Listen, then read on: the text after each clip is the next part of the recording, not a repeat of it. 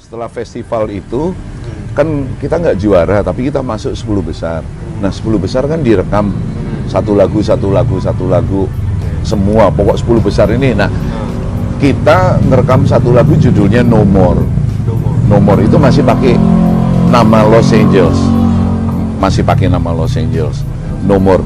Nah setelah kompilasi itu keluar, Festival Lox Labor itu keluar, kita ke Jakarta nawarin demo ke label ini. Sebetulnya yang salah satu membantu kita dulu termasuk Indra Q zaman dulu. Nah kita ketemu dia dulu, terus dia termasuk yang ngasih tahu, lu kesini lo, ini alamatnya sini. Jadi itu benar-benar dari pintu ke pintu ke label yang ini, ditolak kita pindah itu sebelahnya, terus pindah lagi sampai kita balik lagi ke Surabaya karena kita waktu itu nggak mau sama Lox. Walaupun masuk 10 besar festivalnya dia, tapi kita nggak mau. Wah udah jangan sama Lox lah gitu. Maksudnya kita pengen yang lain. Tapi memang saat itu salah satu faktor yang agak susah. Itu berarti masih pakai Los Angeles kan? Karena komposisi kita cuma drum, bass, gitar, vokal, ada akustik. Nah, waktu itu musik rock tahun itu rata-rata label yang kita samperin itu maunya kasih keyboard dong, gitu. Kita ketemu sama Lox itu 12 kali lebih ada. 12 kali lebih. Dia juga nggak mau sama kita. Gitu. Karena sebenarnya gini, ada juara festivalnya. Juara festivalnya waktu itu yang harusnya rekaman satu album, jatah pemenang festival.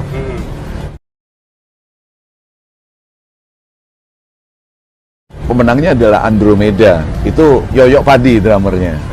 Itu pemenangnya mereka yang harusnya dapat jatah juara satu, berarti rekaman. Cuman nggak tahu mereka rekaman apa enggak, kita nggak tahu, tapi kita yang rekaman terus. Karena itu tadi aku sama anak-anak, gimana dong maksudnya kalau band baru ini mending kita mulai bikin lagu. Jadi kita rajin bikin lagu waktu itu. Jadi akhirnya yang datang ke Lox itu kita nawarin demonya segala macam. 12 kali lebih ditolak.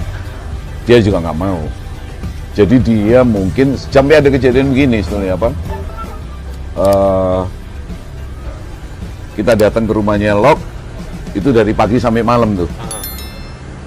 Datang ke rumahnya Lox, terus Lox itu baru bangun jam 1 siang. Udah makan? Belum. Sudah kita ngomongnya. Sudah, padahal kita belum makan. Ya sudah, aku makan dulu. Dia masuk, itu masih pakai tape kan. Tape-nya kita matiin, kita rewind lagi, diputar ulang. Demo itu pakai kaset tuh. Dipasang, di standby kan, sampai Lox selesai makan. Nunggu Lox selesai makan tuh lama banget. Begitu dia datang kita pasang lagi tuh, dia cuma denger aja. Itu berlalu gitu aja juga. Ada salah satu kejadiannya seperti itu. Ada lagi kejadian yang awal-awal ini Pak Lox, ini kita kan mondar-mandir nih Jakarta, Surabaya. Terus ada salah satu kejadian, Pak Lox ini ada demonya Los Angeles nih, kasetnya. Wah, tape-ku di kamar. Soalnya dia malas dengerin. Kita bawa tape sendiri, Pak Lox. Wow, kaget dia. Oh, bawa tape. Yaudah itu colokannya kita pasang. Jadi memang ya nggak gampang juga, sebenarnya nggak gampang. Nah proses itu sampai akhirnya Lox ya udah rekaman. Udah rekaman tanpa kontrak, tanpa uang muka itu. Jadi kita ngutang sama temen kita. Dia karena dia udah bekerja, kita utang 5 juta, kita rekaman. Jadi kalau waktu kita ngasih master itu, karena kita rekaman kan masih pakai nama Los Angeles. Karena kalau tidak ada apa-apa, ya mungkin yang keluar ya Los Angeles. Bumerang itu hanya judul lagu aja di album pertama. Gitu. Tapi waktu ngasih master ada masalah panjang, masalahnya begini, bubar. Aku sama Ivan sama Henry tidak ada kontak, tapi terus kita kontak-kontakan tadi. Ayolah sayang ini. Maksudnya orang udah rekaman di tahun itu ya. Banyak orang pengen rekaman, kita udah rekaman, sayang. Itu datang lagi ke Lox. Kalau kita mau ngelanjutin yang kemarin, tapi kita nggak mau pakai nama Los Angeles. Kenapa kita nggak mau pakai nama Los Angeles? Salah satu alasannya adalah Los Angeles ini memang formasi yang paling lama itu drummernya. Jadi dia sebetulnya yang punya band. Dan ini berganti-ganti, Los Angeles ini berganti-ganti formasi, terus ganti-ganti sampai pada suatu era formasi Los Angeles ini ada Ahmad Dhani, ada Ari Lasso. Mereka ada di sana. Mereka keluar bikin Dewa, masuk formasinya Ivan Henry. Vokalisnya yang lama keluar, Ino, aku masuk. Jadi Bumerang. Jadi ya nggak tahu, Los Angeles nggak boleh rekaman kali.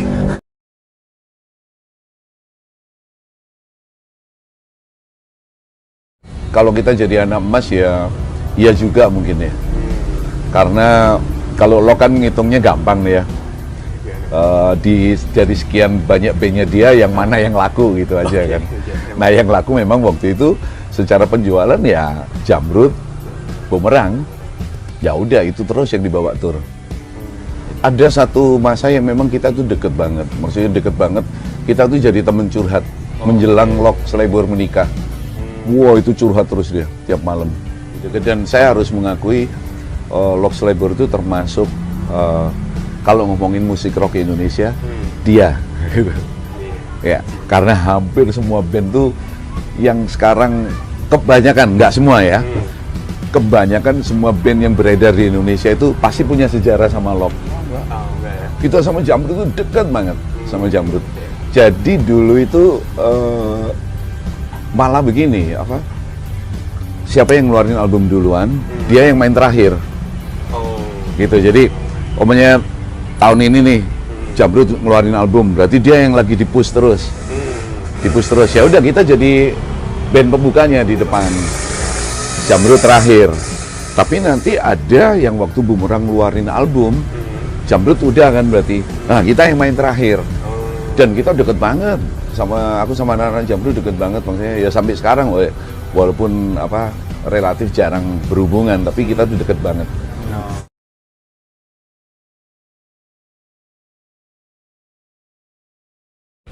Oh, dan kawan-kawan. Kalau secara personal enggak. Secara personal enggak. Aku sama Henry itu sama almarhum deket banget. Kemarin aku ke Surabaya tanggal 14 November, aku nyampe Surabaya itu persis menjelang maghrib. 14 November ini kemarin. Persis menjelang maghrib, aku langsung ke makamnya dia, nyekar dulu lah. Nyekar dulu sama teman-teman, terus foto yang memang kita ambil video foto yang memang tidak aku publikasi gitu. Gitu. Nah, tapi foto karena udah gelap kan, masih bisa ya buat foto, masih ya ada foto-fotonya ada, tapi nggak ada kalau secara personal nggak ada. Jadi ini benar-benar murni urusan band yang kalau dibilang nggak ada apa-apa juga nggak mungkin. Buktinya aku nggak di sana gitu. Kalau dibilang nggak ada apa-apa, nggak mungkin juga. 2005 Ivan gue cabut duluan gitu. Aku masih bertahan, aku Farid Henry bertahan. Akhirnya 2010 aku yang cabut, jadi pasti ada apa-apa juga. Yang ya mungkin aku juga nggak bisa terlalu cerita, tapi itu tidak menghalangi hubungan. Aku terakhir ketemu almarhum itu 2017 di Surabaya. Ya kalau buat aku sekarang Henry itu simbol. Jadi waktu almarhum meninggal, dia benar-benar sendirian.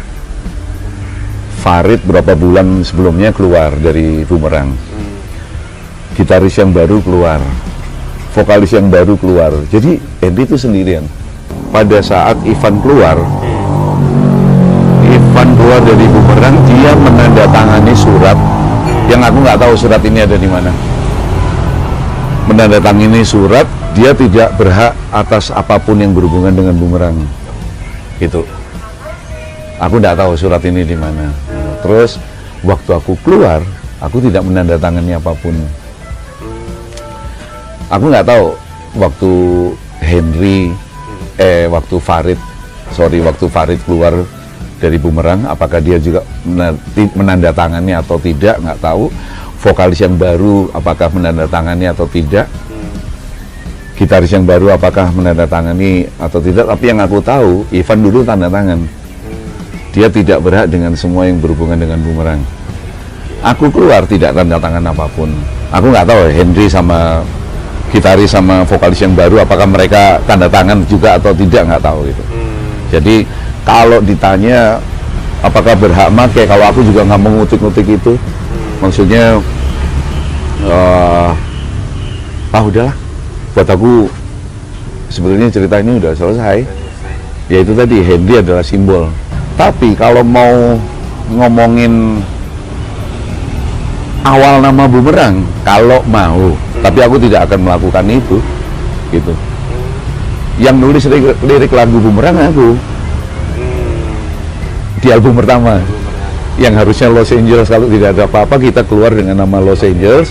Bumerang hanya salah satu judul lagu, itu yang bikin aku. Lok sempat dia mengklaim dia yang ngasih nama, kita juga nggak mau waktu itu. Oh enggak, Pak Lok nggak ngasih nama. Dari sekian nama, Pak Lok menyetujui Bumerang, iya. Tapi kalau memberi nama Bumerang enggak.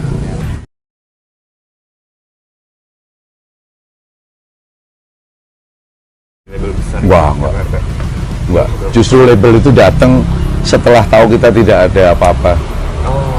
Jadi pastinya gini, kalau kayak kita kerja lah. Kalau kita sudah tidak nyaman di situ, pasti ada ceritanya gitu. Entah apa yang tidak, ini sebetulnya ngomongin hak dan kewajiban, gitu kan. Ada hak yang kita lakukan, ada kewajiban yang harus kita dapat, kira-kira gitu kan. Sampai yang akhirnya, wah ini kok begini ya, kita memutuskan pindah, gitu. Nah, waktu kita memutuskan pindah, tidak label besar, banyak label yang datang. Tapi kita memang milih akhirnya, gitu. Kita milih salah satu yang menurut kita kayaknya paling oke ini, gitu. Tapi tidak satu label. Jadi banyak tawarannya. Banyak penawaran.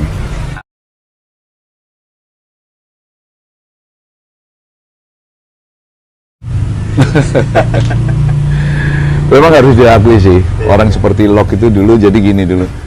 Lok itu labelnya dia benar-benar yang ada di sana itu genrenya musik rock. Label yang lain ada punya band yang rock, ada popnya, campur. Kalau di Lok Label itu dulu benar-benar rock. Itu juga bisa jadi salah satu. Maksudnya, apakah kita memang butuh orang seperti itu, yang memang benar-benar concern di musik rock. Tapi kalau ngomongin musik rock mati atau enggak, ya sebenarnya enggak juga. Karena ini hanya situasinya aja yang berubah.